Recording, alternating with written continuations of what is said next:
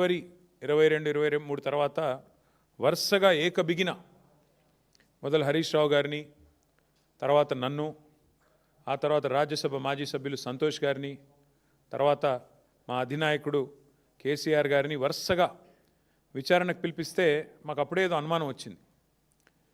ఇదేదో diversion game బాగానే సీరియస్గానే ఆడుతున్నారు, ఎందుకు ఆడుతున్నారు, ఇంత హడావుడిగా ఎందుకు చేస్తున్నారు అని చెప్పి మాకు డౌట్ వచ్చింది. ఆ డౌట్ వచ్చిన తర్వాత మేము కూడా తవ్వడం మొదలుపెట్టాం. ఏది కవర్ చేయడానికి, ఎందుకోసం ఈ కవర్ డ్రైవ్లు, ఎక్స్ట్రా కవర్ డ్రైవ్లు అని జాగ్రత్తగా ఆలోచిస్తే దొరికింది మాకు ఒక పెద్ద ఫ్రాడు, ఒక పెద్ద ముఖ్యమంత్రి గారి బినామీ భాగోతం ఒకటి బయటపడ్డది.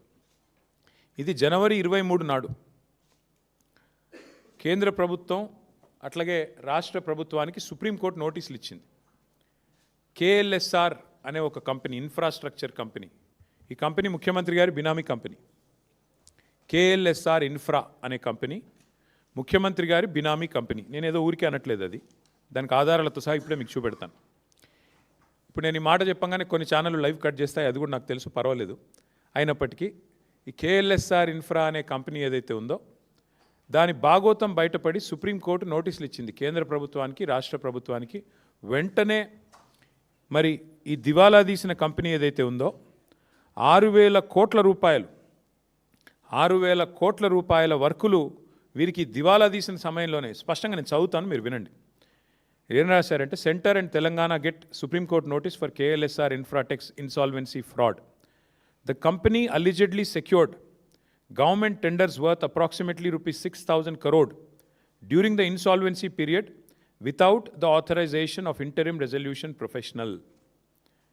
IP professional ఇది లేకుండా, అనుమతి లేకుండా 6,000 కోట్ల టెండర్లు తెచ్చుకున్నారు వీళ్ళు. మరి ఎక్కడికి వచ్చినాయి ఈ ప్రాజెక్టులను మాకు కూడా అనుమానం వచ్చింది. ఎక్కడొచ్చినాయి ఆ ప్రాజెక్టులు అంటే మొత్తం తెలంగాణ. ముఖ్యమంత్రి గారి బినామీ కంపెనీ ఎందుకన్నాను అది కూడా చెప్తాను. ఇగో ఎక్కడెక్కడ వచ్చినాయి మీకు వరుసగా చదువుతాను, ఏమేమి వచ్చినాయి కూడా మీకు చెప్తాను వరుసగా, ఇవన్నీ కూడా మీకు వివరంగా చెప్తాను. 2018 సెప్టెంబర్ 27 నాడు రేవంత్ రెడ్డి గారి మీద, ఆయన బంధువుల మీద, ఆయన దగ్గరి వారి మీద ఐటీ రైడ్స్ జరిగినాయి. ఇది టైమ్స్ ఆఫ్ ఇండియా రిపోర్ట్. ఇది రేవంత్ రెడ్డి గారి మీద ఐటీ రైడ్లు జరిగితే ఎవరెవరి మీద జరిగినాయంటే, ఆ రోజు ఆయనకు 2018 సెప్టెంబర్ 27 ఆ రోజు ఏమేం చెప్పారంటే ఐటీ వాళ్ళు కూడా, సాయి మౌర్య ఎస్టేట్స్ అనే కంపెనీ, వాళ్ళ బ్రదర్ ఇన్ లా, అది వాళ్ళు సరిగ్గా ట్యాక్స్ పే చేయట్లేదు. అట్లాగే IT personnel suspect KLSR Infratech and Max Infra India are 2 companies being used to transfer money to Bhupal Infra in the name of subcontract works. Despite having no links with Sai Maurya, KLSR is plowing money into real estate deals. ఈ KLSR infra అనే company ఎందుకు బినామీ అంటున్నా అంటే, ఇదొక ఆధారం. ఐటీలో ఆనాడు IT రేడ్లోనే స్పష్టంగా వారు అనుమానం వ్యక్తం చేసి ఈ కంపెనీ బినామీ అని. ఇక రెండో ఆధారం, రేవంత్ రెడ్డి గారు తిరిగే కారు ఇది. ఆయన ఫోటో చూడండి, ఇందులో కారులో ఆయన ఉన్నాడు.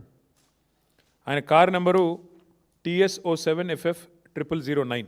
ఇది ఆయన ముఖ్యమంత్రి కాకముందు తిరిగిన కారు. ఈ కారు ఎవరికి రిజిస్టర్ అయింది అనుకున్నారు? ఈ కారు ఎవరికి రిజిస్టర్ అయిందయ్యా అంటే, రిజిస్టర్ అయింది కేఎల్ఎస్ఆర్ ఇన్ఫ్రాటెక్ అనే కంపెనీకి. ఆయన తిరిగే సొంత కారు, ఆయన వాడే సొంత కారు. ఆ కారులో ఆయన ఫోటో కూడా ఉంటుంది చూడండి. సో అంటే దాదాపు ఇది 2.5 కోట్లు విలువ చేసే కారు, ల్యాండ్ క్రూజర్. ఆ కారు మరి కేఎల్ఎస్ఆర్ అనే కంపెనీ ఈయనకెందుకు కొనిచ్చింది అంటే, ఐటీ వాళ్ళు సమాధానం చెప్పారు.